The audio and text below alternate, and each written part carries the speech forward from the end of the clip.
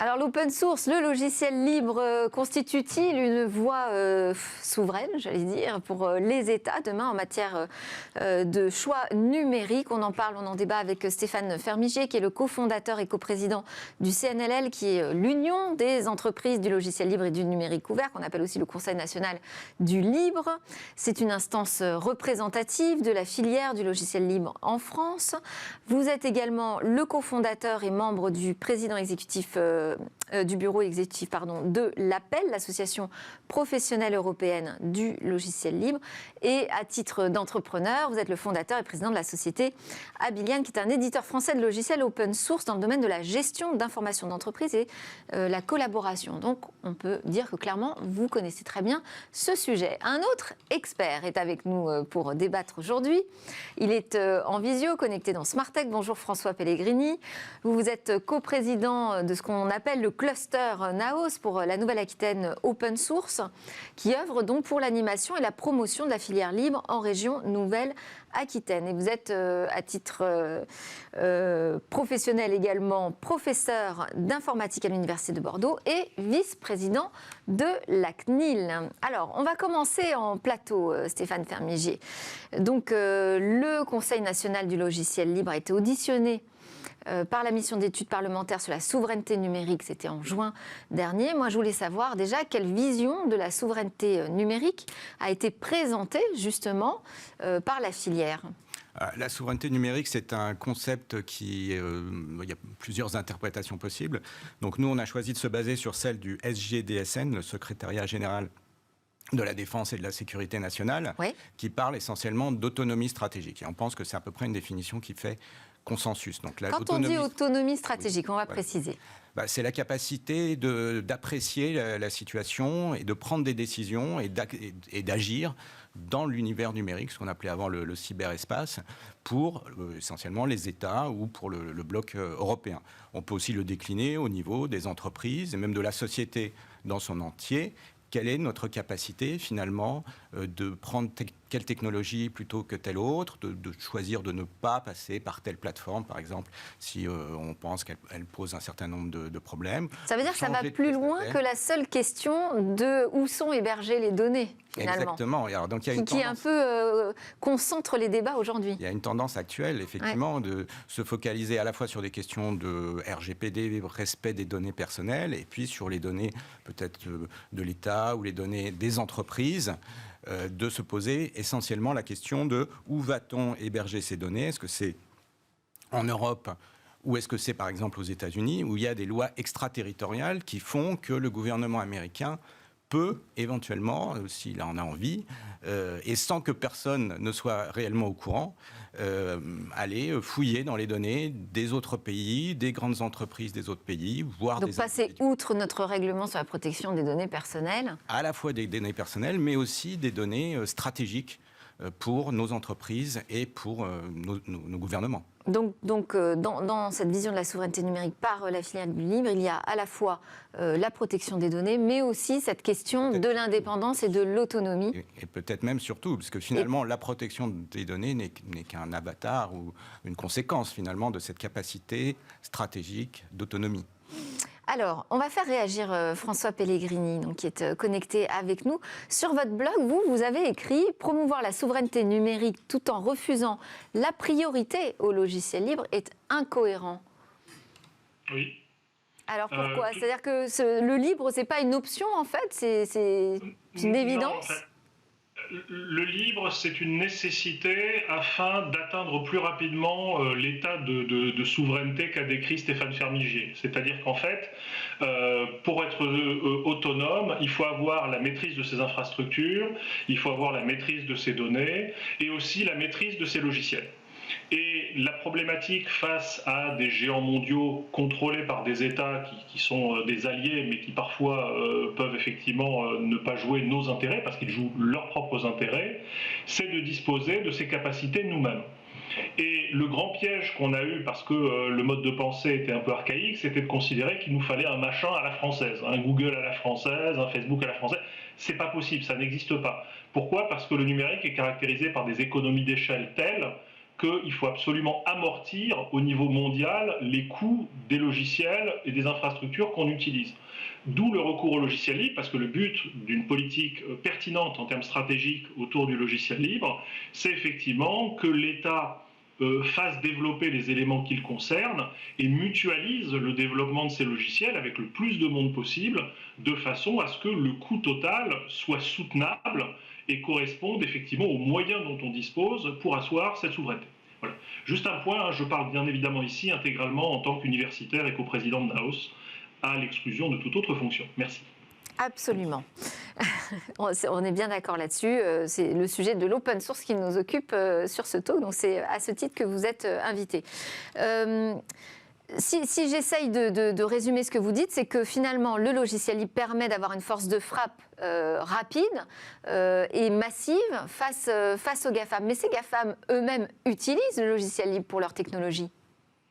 Absolument, et ça montre bien que ce n'est pas simplement le recours au logiciel libre qui est nécessaire, c'est son positionnement dans une stratégie de puissance qui permettent de maintenir l'indépendance. C'est-à-dire qu'en particulier, on a vu effectivement des GAFAM utiliser le logiciel libre contre leurs concurrents. L'exemple le plus frappant, ça a été celui de Google qui a utilisé Android basé sur le noyau Linux pour éliminer Microsoft du marché des systèmes d'exploitation mobile. Windows OS a été éradiqué grâce à la puissance de Linux et de ce que Google faisait avec Android. Et puis ensuite, Google s'est mis à refermer un certain nombre de ses applications et de ses bibliothèques, parce que finalement son modèle économique, lui, est basé majoritairement en tant que régie publicitaire sur la captation des données. Donc on voit que utiliser le libre, c'est vraiment faire du judo stratégique. Clairement, il n'y a pas d'économie d'échelle possible sans le recours au libre, mais il faut une vraie stratégie de puissance dans le long terme pour que le recours au libre soit une réelle solution. Quels sont, Stéphane Fermigier, aujourd'hui les débats qui animent justement cette filière du libre, cette communauté? Il y a eu un événement la semaine dernière, l'Open Source Experience, où on a parlé pas mal dans les débats de cette question de souveraineté numérique. Donc ça veut dire que tout le monde n'est pas forcément au même diapason ou... Alors, non, sur la souveraineté numérique, alors le CNLL fait tous les ans des études, des enquêtes auprès de la filière, auprès des clients, auprès d'économistes. Et donc, il y a une étude qui a été publiée cette année. Et on a pu mettre en évidence, en interrogeant les membres de notre écosystème, qu'à 90%, ils estiment que la souveraineté numérique est un sujet primordial. Et je dirais à 60%, il y a une insatisfaction par rapport à la politique actuelle. Donc ça, c'est peut-être effectivement la réponse à votre question. Le débat, il est sur comment améliorer la politique actuelle de façon à ce que le logiciel libre, comme l'a souligné François Pellegrini, soit réellement un atout dans cette reconquête de la souveraineté numérique. Alors, trois petits points. La Commission européenne a pris l'initiative, il y a déjà plus d'1 an, en publiant une décision, donc un document vraiment engageant, qui présente réellement le logiciel libre comme un outil, un atout pour regagner cette souveraineté numérique. Et il y a un plan qui se base notamment sur la création de ce qu'on appelle dans notre jargon un OSPO, Open Source Program Office, et qui en France a été décliné très récemment, puisque Madame de Montchalin, la ministre, a fait l'annonce justement pendant l'événement dont vous parliez, d'une mission logiciel libre qui va être l'OSPO du gouvernement français, et donc qui va coordonner la diffusion, on l'espère en tout cas, du logiciel libre au sein de l'administration et du gouvernement. Alors en fait pour nous... Parce que ça commence par là ? Alors pour nous, il y a eu de nombreuses étapes. Ça a commencé en 98 avec le gouvernement de Lionel Jospin. Il y a eu plusieurs étapes. On va en citer principalement une, qui est la loi République numérique, oui, qui a été portée par Madame Axelle Lemaire et qui prévoit dans son article 16 que l'administration doit préserver la maîtrise, la pérennité et l'indépendance de ces systèmes d'information. Et si on y réfléchit bien, ces trois mots, c'est pratiquement les synonymes de souveraineté numérique. C'est pratiquement des synonymes d'autonomie numérique quand on regarde les définitions. Et cet article dit aussi que l'administration doit encourager l'utilisation des logiciels libres. Or, on constate que cet encouragement, il a été très modeste depuis 2016 donc. Et donc on espère très fortement que cette mission logiciel libre va enfin jouer un rôle moteur dans l'encouragement à l'utilisation des logiciels libres au sein de l'administration, sachant que derrière l'administration, c'est quand même va tirer le marché et va certainement permettre à notre filière de continuer de croître. Ça veut dire que c'est un sujet finalement politique. Absolument. Mais pas uniquement non plus, François Pellegrini. C'est pas uniquement une question politique, parce qu'il y a aussi les acteurs économiques majeurs en France qui doivent être impliqués dans cette démarche. Mais ça revient à faire de la politique. C'est-à-dire qu'en fait, la souveraineté, c'est l'élément central de la politique, puisque c'est l'existence même du système politique qui est sa capacité à se déterminer par rapport aux autres. Donc la notion de souveraineté est politique. Ensuite, ce qu'il faut, et ce qu'a commencé à relever Stéphane Fermigier, c'est qu'il faut une vision stratégique holistique qui va toucher le secteur de la défense, le secteur de l'administration en tant qu'utilisateur et en tant que prescripteur. Il y a une bataille autour des formats de données, il y a une bataille autour des logiciels de bureautique avec des marchés captifs effectivement à traiter. Et puis il faut aligner effectivement les acteurs industriels pour faire en sorte que les solutions qui soient choisies respectent ce cahier des charges de souveraineté.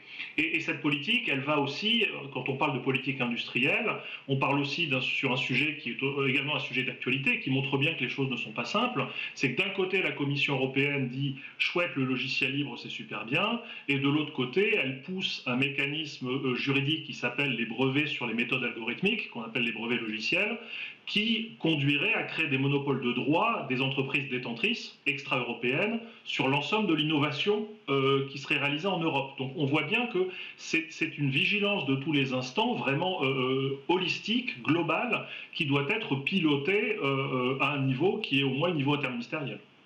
On parle de logiciels. J'ai vu aussi que ça permettrait de davantage favoriser les infrastructures ouvertes.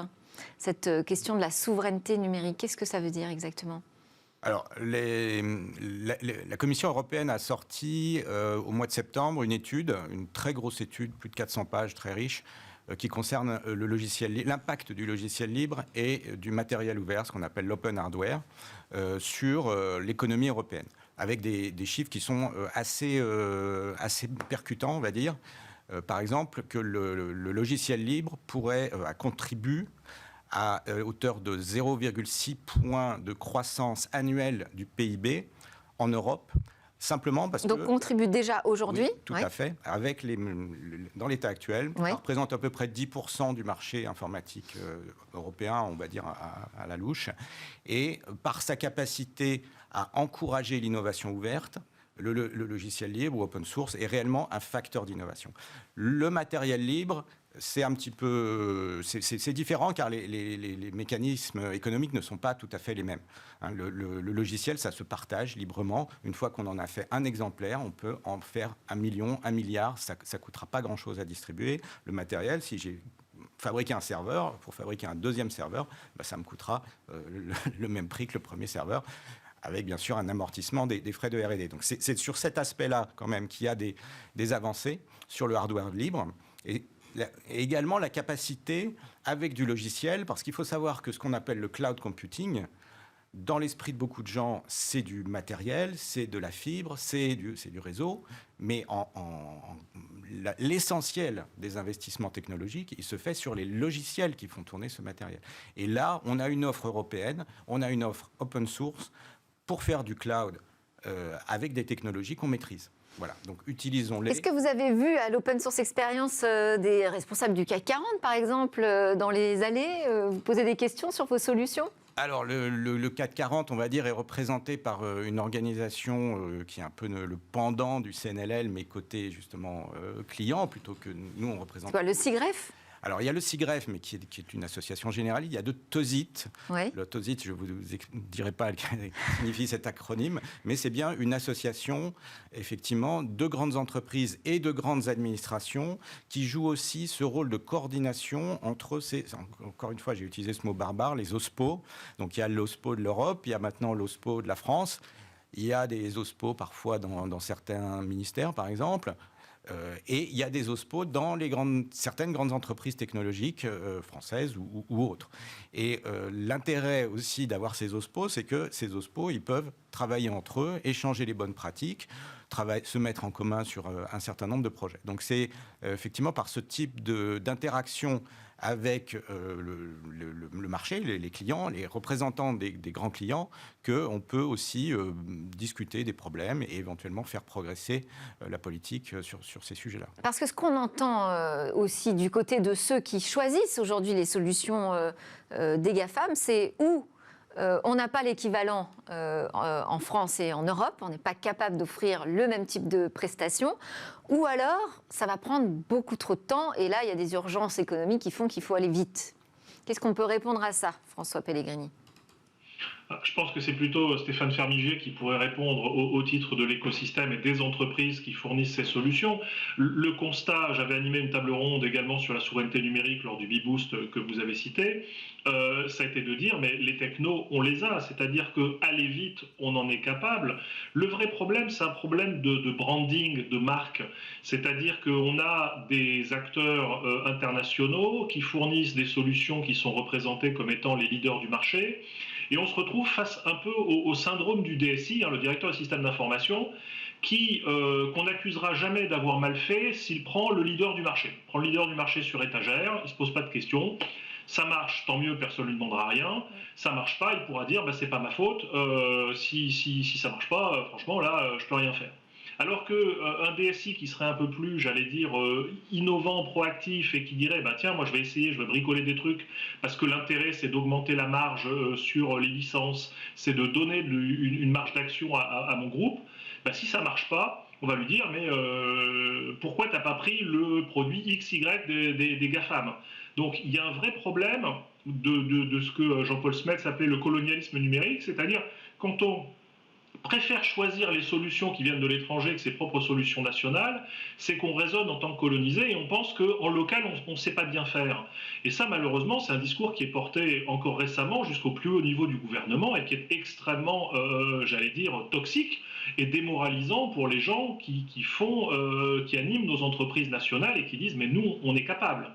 Le problème aussi, je le relève rapidement, c'est d'être capable de répondre à un marché public avec plusieurs acteurs éclatés, qui sont en général des PME, voire des TPE, qui sont capables de fournir la solution par l'agglomération intelligente de briques existantes, qui existent déjà, mais qui ne seront pas référencés à l'UGAP, qui ne seront pas référencés par les acheteurs, le service des achats, et qui donc ne pourront pas passer ces purement administratives, alors que la solution technique existe bien et rend parfois même un meilleur service que ce qui existe sur étagère bien promotionné.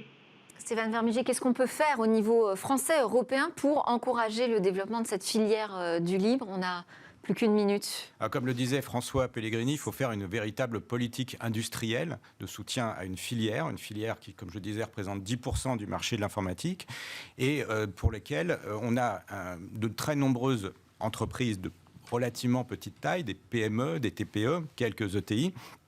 Il faut faire en sorte qu'elles travaillent ensemble. Il faut faire en sorte qu'il y ait une préférence pour le logiciel libre et pas simplement un encouragement. Donc ça, c'est un débat. Et une préférence, ça pourrait passer par des quotas, par exemple ? Ça peut éventuellement passer par des quotas si les acheteurs de l'administration, finalement, ne jouent pas le jeu. Oui. Bon, très bien, merci beaucoup. Je sais que vous avez tous plein de propositions d'ailleurs très concrètes que vous discutez ensemble. On continuera d'en parler.